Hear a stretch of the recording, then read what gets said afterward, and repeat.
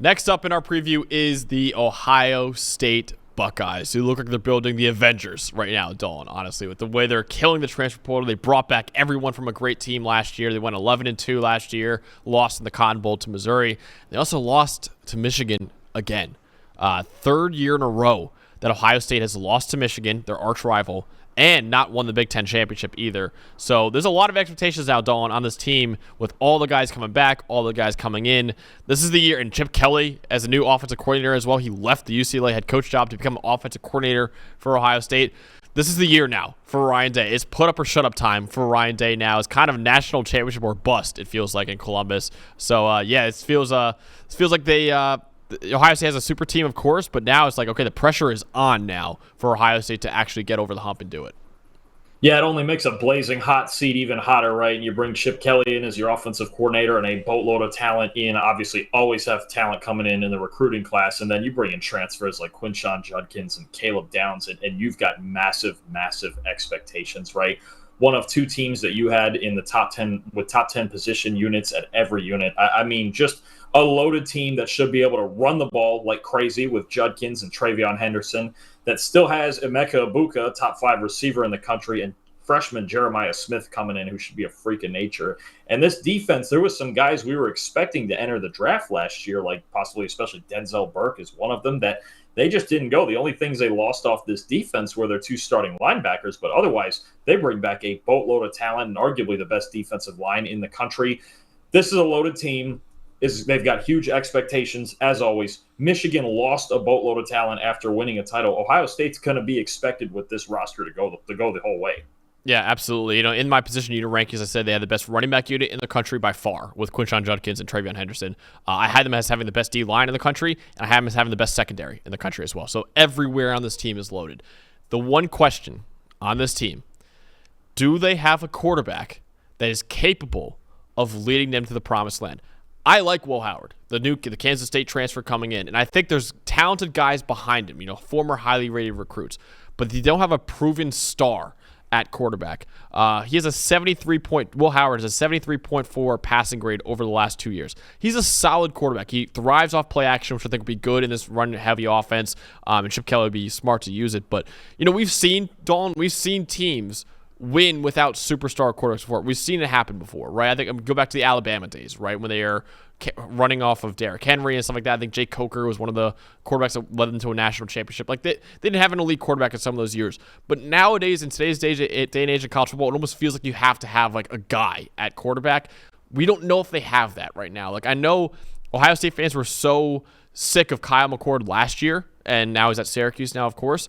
I don't know if McCord and Will Howard are that different in terms of passing ability, right? I don't think it's that much of a difference. Will Howard does add more of a rushing element than McCord had, but I don't know if Ohio State has a proven star at quarterback. And maybe Julian's saying the true freshman will end up being the guy for them long term, but it seems like it'll be Will Howard. And tell me more about him, Dalton. Is he the guy that you think could ultimately win a national championship for Ohio State?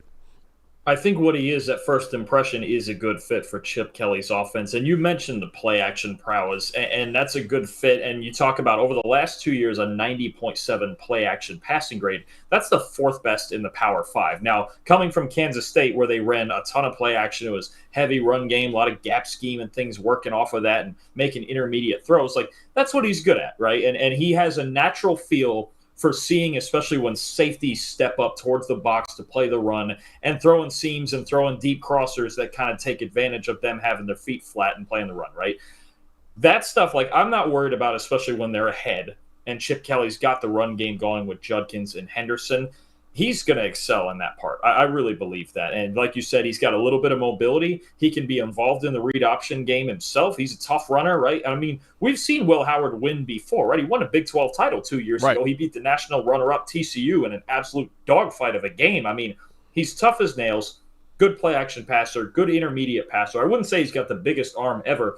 He can do all the play-action things you want.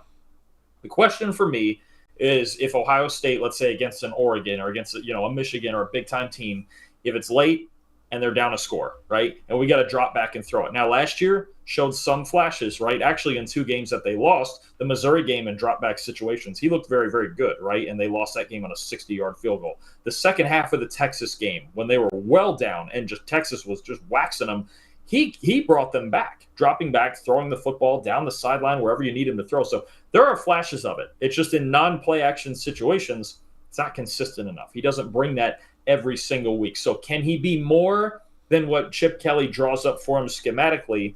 Or are they going to have to find somebody who can raise the ceiling on the traditional passing game in moments when they're behind? That's what I want to see. I think when Ohio State has a lead this year, I think they're probably going to be the best team in the country. When they're behind, if they go, I believe, into Oregon and they're down 6 with 2 minutes to go, does Will Howard have that drive in him, right? Just that drop back. Everyone in the stadium knows you're throwing. Can you throw through the pressure? Can you throw through the defense? Can you just find a way to win me a game in that moment? Because it's coming, even if it's not all the way till the playoffs or the national title game itself. That moment is coming when Ohio State is going to need, they're going to need that one drive when they can't play action and Chip Kelly can't scheme it the whole way. Like, we don't think, they're loaded, but we don't think they're so obviously the number one team in the country. They're going to beat everyone by 30. That's not a thing, right? So there's going to be a moment for Will Howard to step up without all the schemes and all of that. Can he do it? Yeah, I think, we talk about the top 3 teams in the country, right, of being Ohio State, Georgia, and Oregon. It feels like those 3 are a step above everyone else, right? Would you agree with that? Those are the top, clearly the top 3 as of right now? Yeah, I would agree with that, yeah. So then, you look at it and, Carson Beck, our number 1 quarterback in the country. Dylan Gabriel, our number 2 quarterback in the country. Will Howard is, a top 15, top 20 quarterback in the country? It might even be as low as top 25 or 30, depending on your opinion. I mean, I think he's in this second group. I think very much like Kyle McCord, they're a little bit different, and Howard's a little more mobile, but I think people run down McCord a bit. Other than the mobility, this might not be a huge upgrade, right? I think they're kind of in the same tier of players, so you might even only be talking about a top 30 quarterback. Yeah, exactly. So when you're talking about the elite teams, like Oregon and Georgia have elite quarterbacks, elite college quarterbacks. I know a lot of people are saying, Dylan Gabriel, what are you talking about? Dylan Gabriel is an elite college quarterback. We'll talk about him in the Oregon video. That's what you don't have, though, right? And there's other teams like Texas and Ole Miss have really good quarterbacks as well. Jackson Dart and Quinn Ewers. Ohio State doesn't have that. That's the one question. Of course, it's the biggest question because it's the biggest, most important position. But they really are loaded everywhere else, Dalton. And something that's really going to help out Will Howard and not have too much pressure on his shoulders is having by far the best run game in the country by a mile. And the big reason for that is the addition of Quinshon Judkins, who we have as the second best running back in college football. He has been the most productive running back in the Power 5 over his first 2 seasons of college football.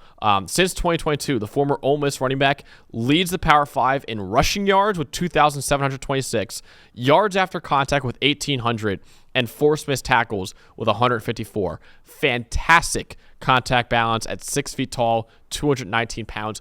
Great vision as well. That Ole Miss offensive line was doing him no favors in terms of creating holes for him to run through. He was finding ways to be a productive running back at Ole Miss. Now you give him a much better offensive line in Ohio State right now. Dalton, he's easily one of the best returning running backs in college football. I put him number 2 behind Ollie Gordon.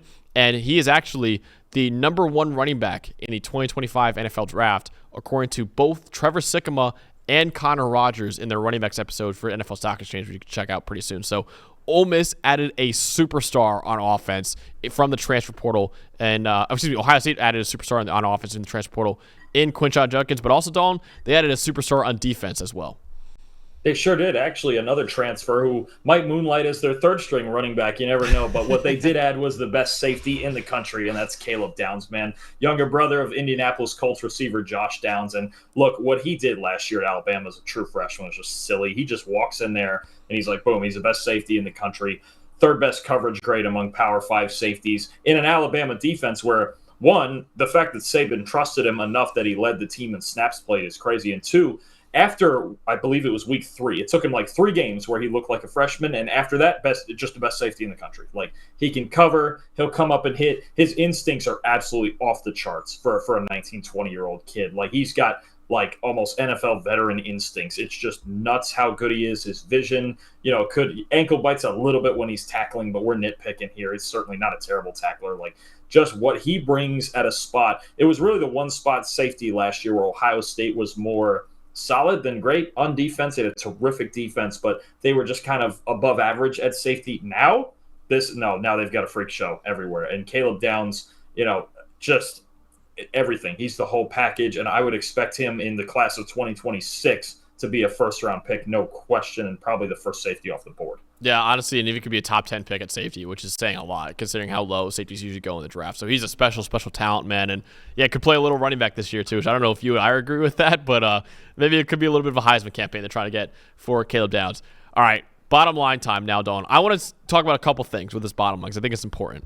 First question, what is the minimum? Like, what is the minimum here for Ryan Day to finally get off a little bit of, I don't want to say it a hot seat for him, but there is some pressure starting to build around him. What is it? Do they have to? Is it natty or bust, or what is the minimum here that Ryan Day has to do to get the pressure off his shoulders? I think to get the pressure off, he probably at least has to make the Final Four. I think if they were to win the Big Ten and get a bye and then lose in a quarterfinal, let's say in a 1-versus-8 matchup or something like that, I think there would still be some talk, right? That it's like, okay, we got upset or like something would happen. I think a Final Four would really take the pressure off and go, okay, at least this time you made the playoff. And we can see, and we have Julian Sayin moving forward and Jeremiah Smith, and like there's a clear base, another year of Caleb Downs. There's a clear base of guys we can build around and we continue to build towards a trophy.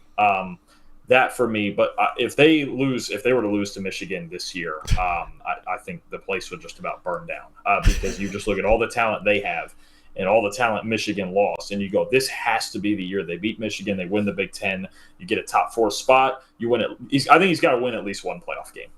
Okay, I actually might even go further. I think he has to make at least a national title game, at least. Maybe if he loses that, maybe that'll be enough, depending on how badly they lose or whatever. But dude, honestly, the minimum also might just be beat Michigan. Even if they're 11-0 and they beat Oregon, they beat Penn State, and they lose to Michigan, you might just get fired before the fucking playoff, dude. Like, they might just be like, nope, we can't lose to Michigan. Like, that Michigan game is almost more important to Ohio State fans than actually winning the national title for some of them, right? So if you lose again to Michigan, it's like, dude, what are we talking about here? So that's question 1. Question 2, is this your national champion? Is this who you're picking? Have you decided yet? I know I'm putting you on the spot right now. We haven't done our predictions until August. I haven't decided yet. I think at the moment, I think I'm leaning towards Georgia.